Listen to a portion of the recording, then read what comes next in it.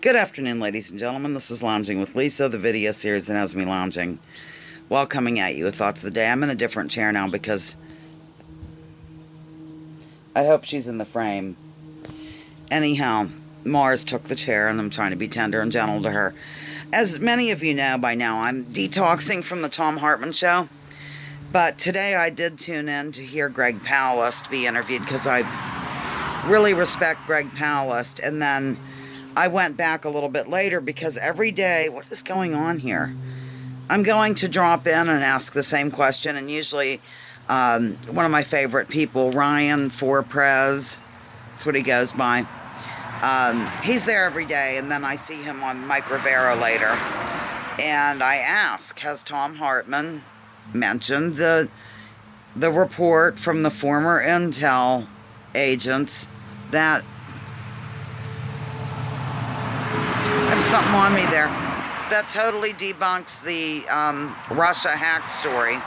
And of course he has not brought that up yet, ladies and gentlemen. Boy, I don't know what that is on me. Well, try not to look at it. At any rate, so that's going to be my goal. From now on, I'll go over every day toward the end of the show and ask, did Tom Hartmann mention yet the report from the former intel agents that totally say that it could not have been a hack due to the download speed, due to scientific evidence, blah, blah, blah, blah, blah. And I bet you I'll be asking this until Christmas. Even though Tom Hartmann, I've seen him interview Ray McGovern, I think, in the past, and William Binney, and he's, been all over this, but it's, this, I don't know. I get very upset about this whole narrative, ladies and gentlemen. I think the reason why I'm on such a rib about it is because you have to remember, not long ago, within the last 2 years even, I was brainwashed by the mainstream media. I mean, this has been quite a journey for me. I used to believe all kinds of stuff.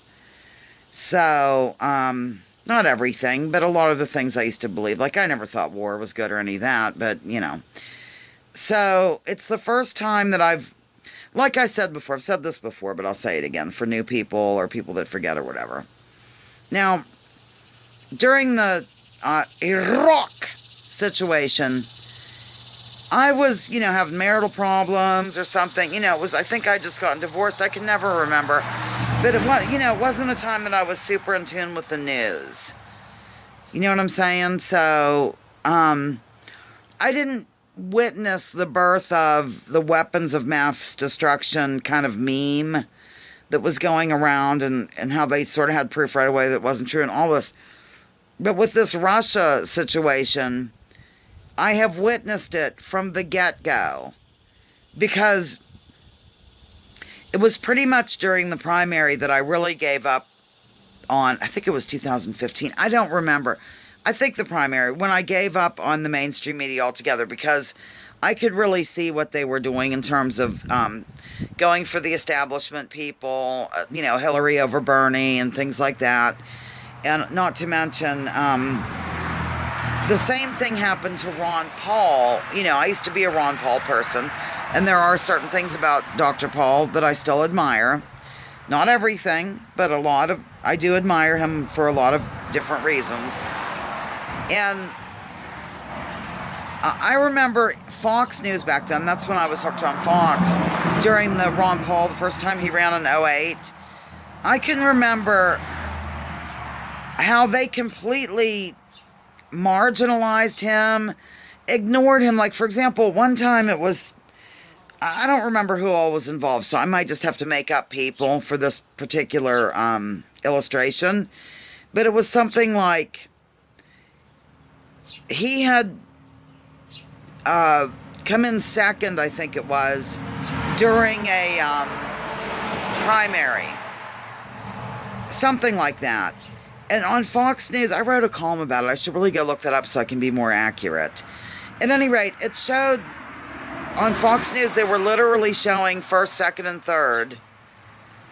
I think they had his name there, but they totally skipped over the fact that he was involved at all. So they'd be like, Mitt Romney came in for, like I said, I don't even know if Romney was in the running then. I can't remember. Romney was first, and Newt Gingrich was third. And they never mentioned Ron Paul. It was like he didn't exist. My mother couldn't get over it either. She was a big supporter. So, you know, I've seen little things like that over the years. But this whole Russia narrative and, you know, they hacked, then they influenced, then they aided, then they used propaganda and social media. I mean, all of these various talking points are so ridiculous. And I think that's why I'm kind of, okay, goody. I'm going to go over here to my regular perch. I think that's why I'm sort of on a rib about it, ladies and gentlemen, is because I've witnessed the birth of a meme, the birth of a fake news story, the birth of a mainstream media warmongering talking point. You know, this is an act of war that Russia interfered. And it's really just, it's so hypocritical and obscene, because talking about any news agency or any American or whatever going on about how, there's like a dragonfly flying around, going on about how dare another country interfere with our election. Oh my God, ladies and gentlemen, that is just the picture. That is the definition of irony. Considering not only have we interfered, it's gone a little further than that. I mean, we have toppled regimes, put in our own puppet rulers kind of thing. It's just crazy. And so, I don't know, the irony of it just kind of cracks me up. It's tragic, but it kind of, you know, makes me smile a bit. You have to smile or else you throw yourself from a building, I feel. So, yeah, I mean, can we really, I forget how many various democratically elected people in other nations that the CIA has marched right in and just overturned. Trying to do that in Venezuela right now. Then there was, well, the CIA tried over 600 times to kill Fidel Castro. Oh my God, there's so many. Iran. Remember we had a guy in, or there was a guy that was elected, and we ousted him and put in the Shah of Iran. I remember that. I was young in the 70s. I think, no, wait a minute. No, he got sick in the 70s. I think this happened in the 50s.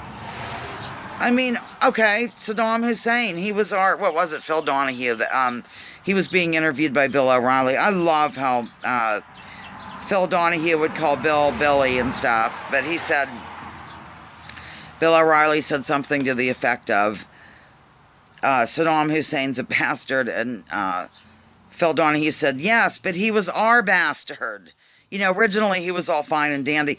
Also, follow the money in terms of the banking situation. North Korea does not have a central bank, nor does Syria or Iran. So, of course, these are wars for bankers and the petrodollar, ladies and gentlemen. I heard something delightful last night.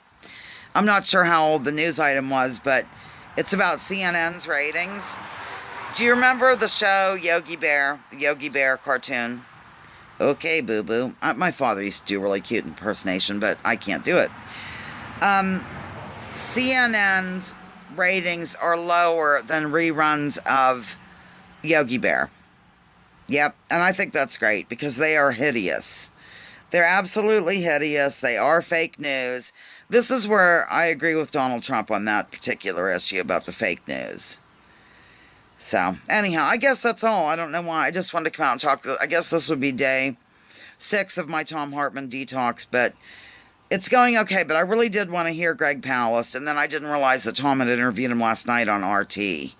And he did. And by the way, if you go to gregpalast.com, GregPalast.com, you will see pictures taken by his photojournalist that was on the ground in Charlottesville during this rioting situation where a gentleman, black gentleman who taught special education, was going along saying, basically telling the one group, I'm not sure what they're calling them, to go home, and they chased him down and beat the hell out of him. The journalist got total photos. It's evidently gone viral now, so just wanted to show you that. But let me just say something about that, and I don't want to cause anger toward me or anything, but I do have a legitimate question. I'm just not so sure that Okay, I know during the campaign and stuff that Donald Trump had some unsavory things to say. Of course, the Mexicans are rapists and they're bringing drugs and, that kind of stuff. And things like that. I'm just not so sure that is he a racist, do you think, or not? I'm just wondering, do you think that Donald Trump is a racist? Because I'm not so sure about it. And I watched the statement that he made, and frankly, I thought that it was fine. Now, evidently he made other statements and people weren't satisfied that he didn't mention this, that, or the other, but in the one that I saw, he denounced the KKK. He named several by name and said it was something, he would not tolerate, basically. So I thought it was okay, but maybe I'm missing something. I do allow for the fact that I, could be wrong, or I'm not seeing something, or I don't get it. I'm just not so sure that I'm convinced that Donald Trump is a racist. I think he has emboldened maybe some of those. Like, I don't think that Trump voters are all racist. I don't see that. Probably because I'm surrounded by Trump voters. I mean, you can't go downtown to Sheetz to get a pack of cigarettes without running into a Trump voter. They voted for him for reasons of they couldn't stand Hillary. And they thought he was really going to drain the swamp and maybe, jail people that should be jailed. They should be held accountable for things they've done. Just because they're higher-ups in the government, they shouldn't just get off the hook. And I think that a lot of people had hope that he would do that. That's just my view. Now, I hope you don't come after me wildly or anything in the comment section. I'm legitimately wondering, could you give me some examples if you do think he is racist? I just don't know. I'm leaning toward, I don't think he really is. And I think a lot of this is pushed by the media to kind of make us fight. Because when we're fighting, I wonder what went on sort of like during all this news coverage. I wonder what's going on behind closed doors in the Congress right now. Do you see what I mean? I think a lot of this is to make us not focus on the 1%, the corporations, the hidden hand, the whatever, hidden hand. Oh my God, I'm done. Lounging with Lisa, the video series that has me lounging while coming at you with thoughts of the day. Please join together with me and drop your political identity. That way we can focus on issues and maybe make this world a better place. Yeah, baby!